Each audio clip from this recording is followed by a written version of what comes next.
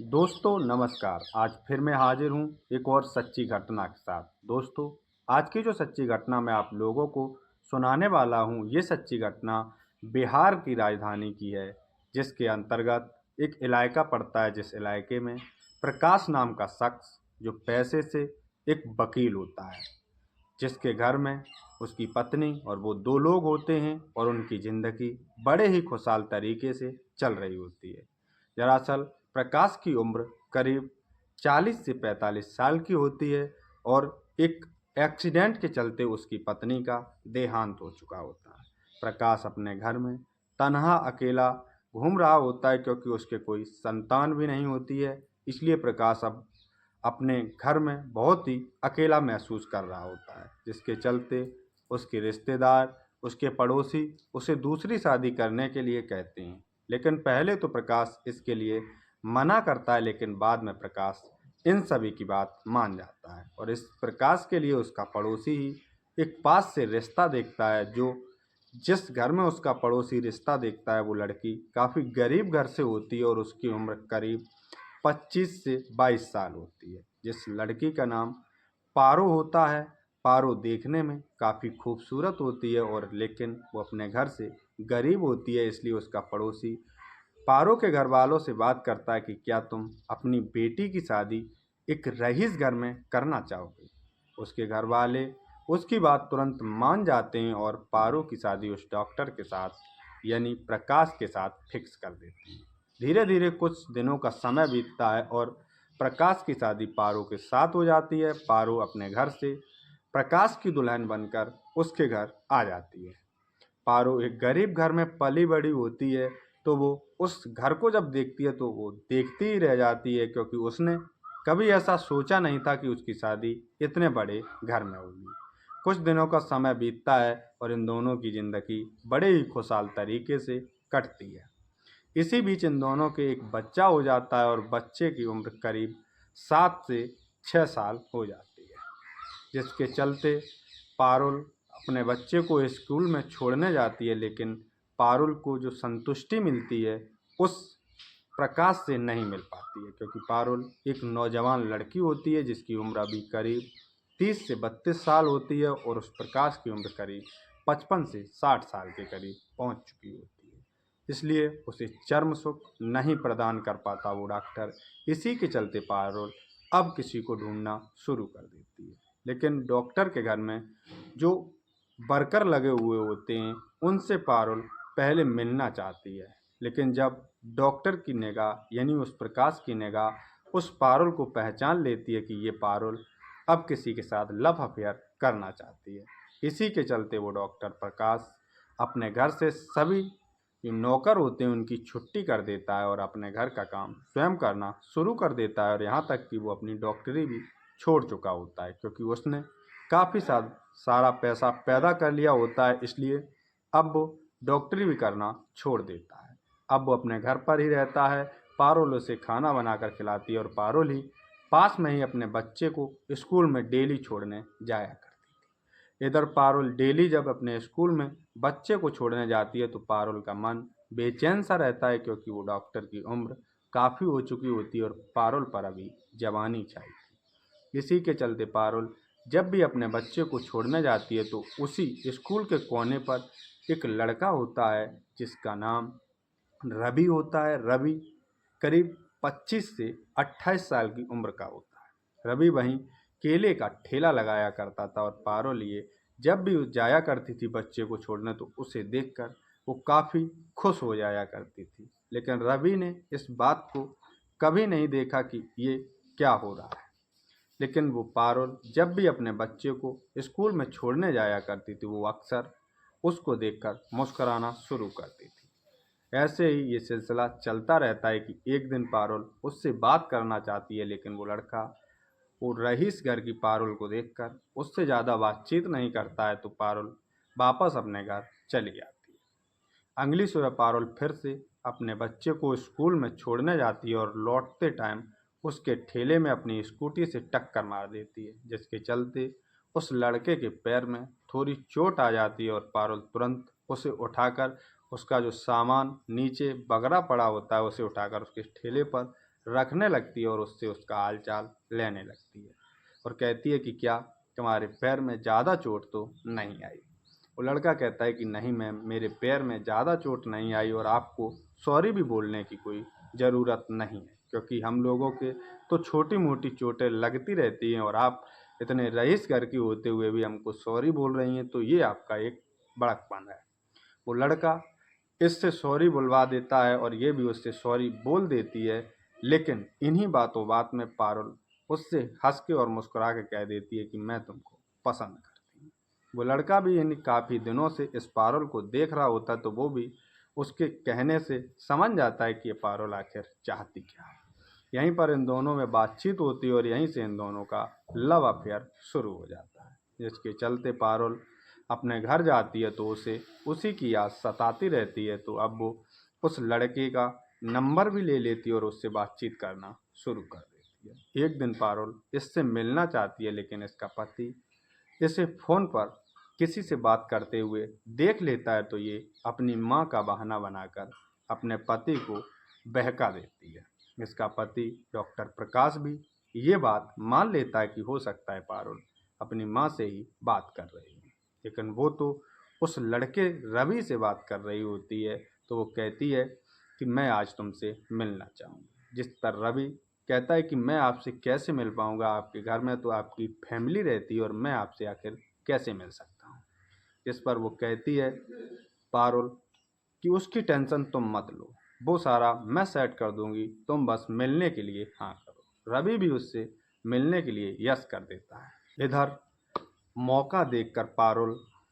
अपने उस लड़के को छोड़ने के लिए स्कूल में जाती है, तो वो अपने पति से कहकर जाती है कि मैं आज अपनी मम्मी के घर पर वहीं से सीधा निकल जाऊंगी और शाम के घर वापस आ जाऊंगा। जिस पर डॉक्टर प्रकाश कहते हैं कि अगर तुम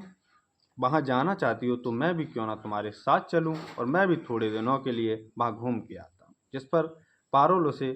घुमा देती है कि आखिर तुम क्या करोगे जाकर, घर पर इतना काम है और घर पर भी कोई है नहीं, तो आप वहाँ क्या करोगे जाकर, क्यों ना आप यहीं रुको, मैं वहाँ पर घूम कर और शाम की ही तो बात है, मैं शाम के वापस आ जाऊँ। जिस पर डॉक्टर प्रकाश पारुल की बात मान जाता है और पारुल अपने बच्चे को साथ में लेकर उसे स्कूल में छोड़ने जाती है, जिसके चलते वो रास्ते में ही रवि पर फ़ोन से बात करती है और कहती है कि मैं तुम्हें एक मार्केट में होटल बना है उस होटल से मिलूंगी, और ये अपने बच्चे को वहीं छोड़ती है स्कूल में और रवि पर फ़ोन करके उस होटल से पहुंच जाती है और वहीं पर ये दोनों एक रूम बुक करते हैं और वहीं पर रूम में पहुंच जाते हैं। तो बैठकर दोनों पहले बातचीत करते हैं और खूब सारी बातचीत करने के बाद ये दोनों अपने तन से एक एक करके सारे कपड़े अलग कर देते हैं।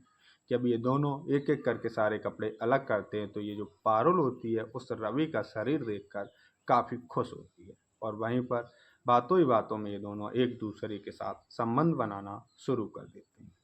एक बार ये संबंध बनाना शुरू करते तो करीब घंटे 2 घंटे तक ये दोनों फ्री नहीं होते और फिर फ्री होने के बाद ये जो रवि होता है ये अपने घर चला जाता है और ये पारुल वापस अपने बच्चे को कॉलेज से लेकर अपने घर पहुंच जाती है। इधर ऐसे ही ये सिलसिला चलता रहता है। एक दिन फिर से जो पारुल होती है वो उस रवि से फ़ोन करती है कि मैं तुमसे फिर से मिलना चाहती हूँ, क्यों ना तुम मेरे घर पर चले आओ। इस पर रवि कहता है कि मैं आपके घर पर कैसे आ सकता हूँ, आपके घर पर तो आपके पति रहते हैं और आपके घर की फैमिली भी रहती है, तो मैं आपके घर पर कैसे आपसे मिल पाऊँगा। जिस पर पारुल कहती है कि उसका तो सारा इंतज़ाम मैं कर दूँगी, उसकी आप टेंशन मत लीजिए। रवि जब पारुल की ऐसी बातें सुनता है तो वो भी उसके ऊपर अब विश्वास कर चुका होता है, तो वो एक दिन सुबह सुबह ही पारुल के घर के सामने अपने ठेले को लेकर पहुंच जाता है। जिस पर पारुल अपने पति से कहती है कि आज मेरे सर में दर्द हो रहा है, क्यों ना तुम बच्चे को स्कूल तक छोड़ दो। डॉक्टर प्रकाश अपने बच्चे को लेकर स्कूल के लिए निकलते हैं और इधर वो रवि पारुल के गेट के सामने पहुंच जाता है, तो ये पारुल उसे गेट से ही अपने घर में अंदर बुला लेती है और रूम में ले जाकर ये दोनों फिर से एक दूसरे के साथ संबंध बनाते हैं और जल्दी से फ्री होकर ये जो रवि होता है ये उसके घर से निकल रहा होता है और वो पारुल कहती है कि तुम जल्दी से हमारे घर से चले जाओ, क्योंकि हमारे पति के आने का समय हो चुका है। जैसे ये रवि उसके घर से गेट से बाहर हो रहा होता है तो डॉक्टर प्रकाश इसे गेट से बाहर निकलते हुए देख लेते और वो सोचते कि जब मैं इधर से जा रहा था तभी ये लड़का आ रहा था और अब ये हमारे घर से बाहर निकल रहा है। कहीं ना कहीं तक डॉक्टर प्रकाश को अपनी पत्नी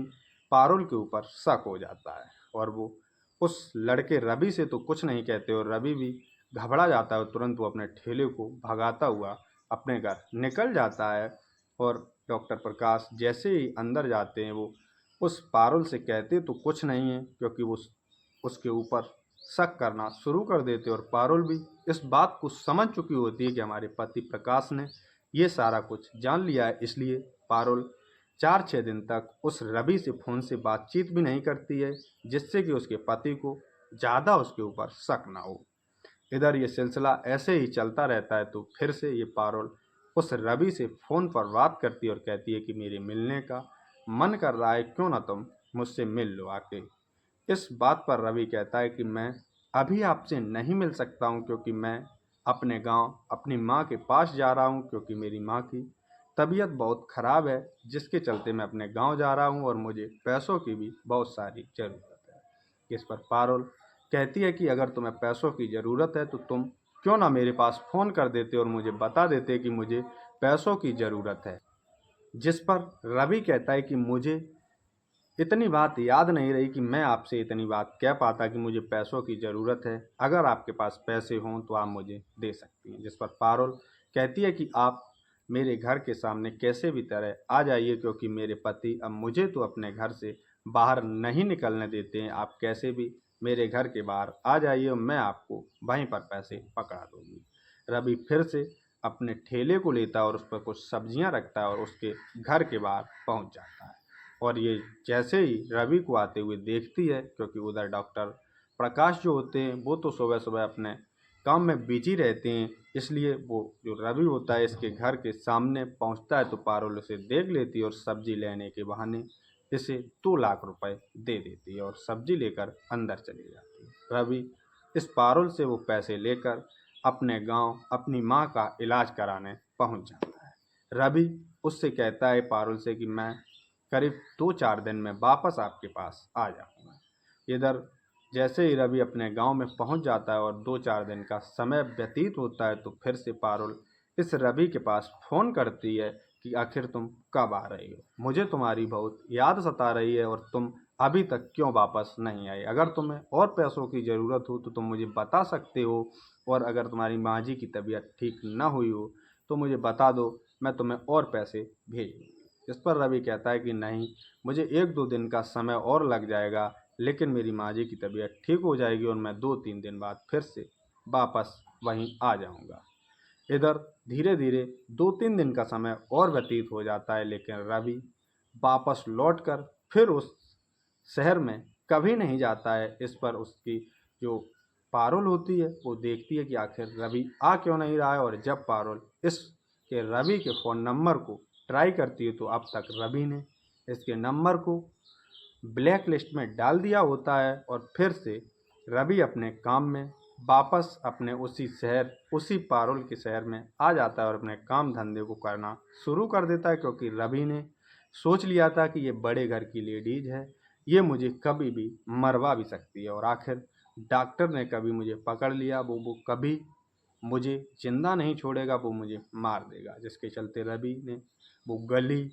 वो मोहल्ला सारा कुछ छोड़ दिया होता है और रवि दूसरी जगहों पर अपना काम करना शुरू कर देता है। और ये जो पारुल होती है इसने उसका नंबर कईयों बार ट्राई किया होता है लेकिन जब नहीं लगता तो ये भी अब उसका नंबर लगाना बंद कर देती है। तो दोस्तों,